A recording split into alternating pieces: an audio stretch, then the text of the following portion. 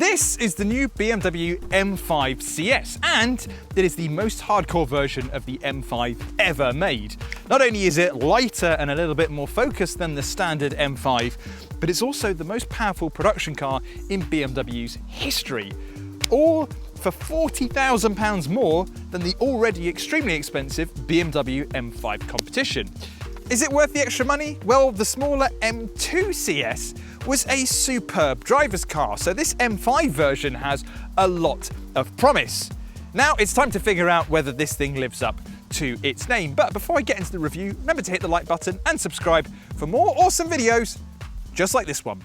So what makes an M5 CS a CS?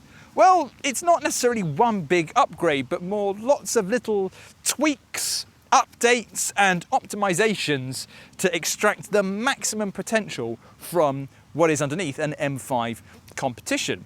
For instance, it sits 7mm lower to the ground, courtesy of new adaptive dampers that are actually taken from the M8 Grand Coupe, although they're slightly reworked and optimized for the M5 CS. The geometry has also been reworked, and you get carbon ceramic brakes as standard, which save 23 kilograms. And that brings me on to weight quite nicely, because the M5 CS weighs in at 1,800 kilograms, which is 70 kg lighter than the M5 competition. Now, it's by no means a lightweight, but it is considerably lighter than the likes of the Audi RS6 and Mercedes-AMG E63S. What's crazy though is this is about the same weight as the new BMW M3 Competition xDrive. Yikes. There are lots of design changes too, so you won't be mistaking a regular M5 competition for the illustrious CS. For instance, we have a carbon fibre bonnet with new carbon highlighted vents. We also have a carbon fibre lip running along the base of the front bumper, carbon fibre wing mirrors, carbon fibre roof, and also a carbon fibre spoiler at the back.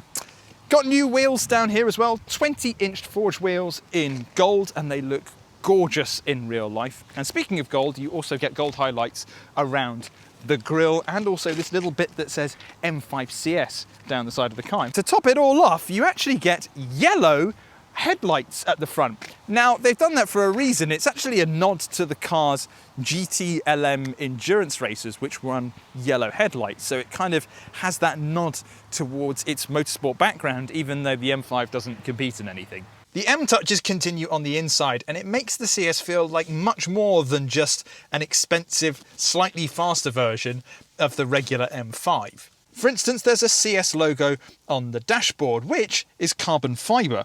An Alcantara-wrapped steering wheel comes as standard and feels a bit thinner than before. You also get carbon fibre paddle shifters. The door sills are adorned with the M5 CS logo and are illuminated. There's even the outline of the Nürburgring on the headrests of the carbon fibre-backed bucket seats. And speaking of seats, you don't even get one in the middle in the back of the car. Instead, you just get two proper buckets for your passengers. You don't even get a storage bin under the armrest, because an empty bin is heavier than not having a bin at all.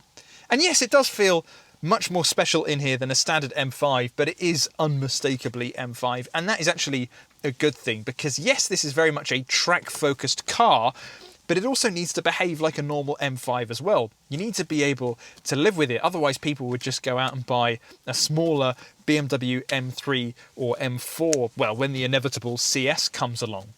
Now, if you want a proper in-depth review of the inside of the M5, go click the link in the top right-hand corner, because I did do a review of the M5 competition. But the CS is all about driving, so I think that's exactly what we should go and do.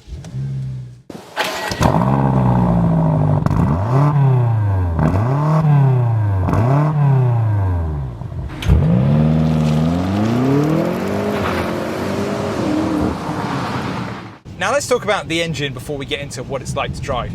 You get the same 4.4 litre twin-turbo V8 engine as you do in the M5 competition, although there are some bespoke mounts for the M5 CS. You also get a bit more power. It's now up to 626 brake horsepower, up from 616 on the M5 Comp, making this the most powerful BMW production model ever made. Now, the reason I didn't bring that up earlier is because it's not a main part of the CS. I mean, it is a significant part. This is a ridiculously powerful car. But the CS is all about the corners, and this is a huge improvement over the competition. I thought the competition just felt a little bit numb and a little bit dead, and in all fairness, it just felt like a bit of a blunt instrument.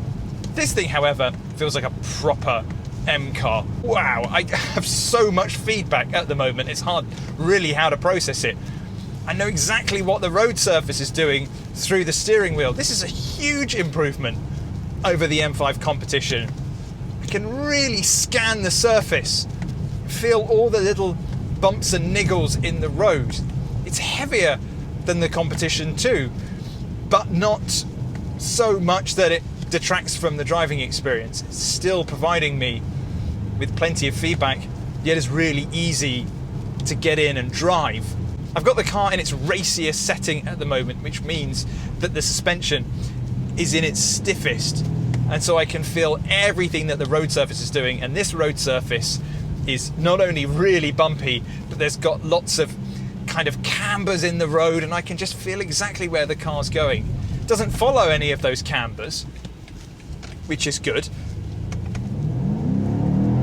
But, crikey. But even at lower speeds, this feels like a slightly better car than the M5 Comp. It doesn't feel quite as jittery as the standard car. And I'm still getting a lot more feedback through the wheel, whereas the previous car I thought was a little bit dead. Now, not only have we got all the chassis upgrades that I mentioned earlier, but we also have a new and improved tyre. So we've got a Pirelli P0 Corsa on here, but it's been specifically designed for the M5 CS. And so all those upgrades plus a really sticky tyre means that this thing just hugs apexes.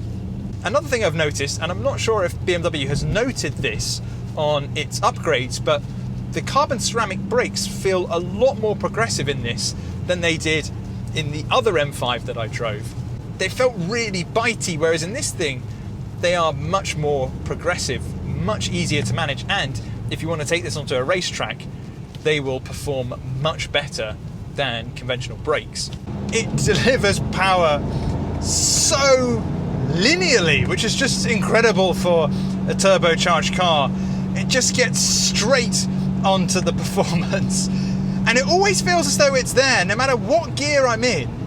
I always feel as though I've got plenty of power, plenty of torque, and in that sense it's almost like an electric car. It's just instant performance under your foot, and in fact in many ways some electric cars can lose puff kind of over 100 miles an hour.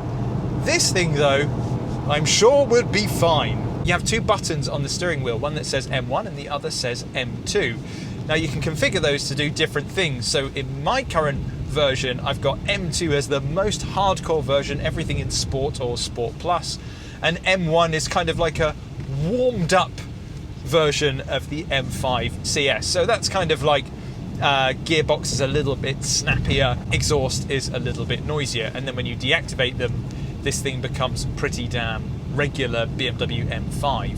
This 8-speed gearbox is super smooth, not quite as snappy as something like a DCT would. I think if this had a dual clutch box, it might feel that a little bit more sporty than it is.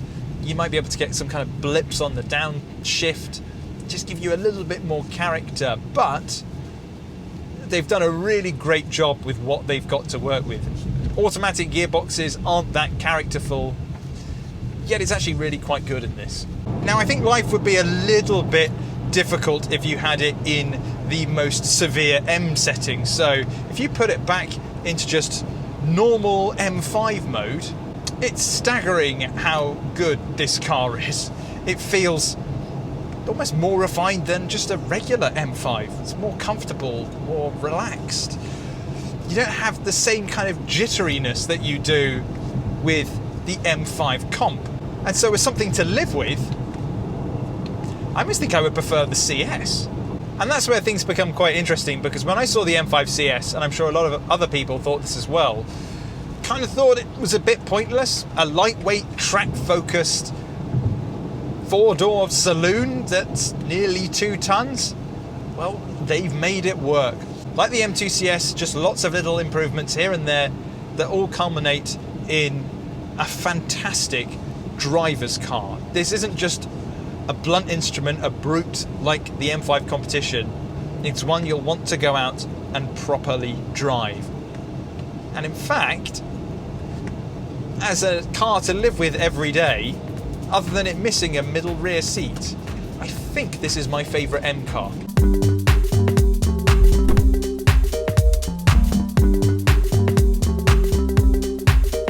I was admittedly a little bit disappointed with the M5 competition, but this CS is on another level. It's the M car that I was expecting it to be, something that is blisteringly fast in a straight line, but is really keen in the corners as well. In fact, it gives me so much more feedback than I was expecting. And after all, this is nearly a 2-ton 4-door saloon, which is crazy. Now, it doesn't really have that many competitors. Sure, you've got the Audi RS6 and the Mercedes E63S, but that's more for the M5 comp. The CS kind of sits on its own. So yes, it's a little bit niche, but if you and 3 friends want to go for a hoon on the Nürburgring, I can't really think of a better car to do so. Now, if £140,000 seems a little bit steep, remember there are plenty of new and used deals on BMW M5s over at yesauto.co.uk.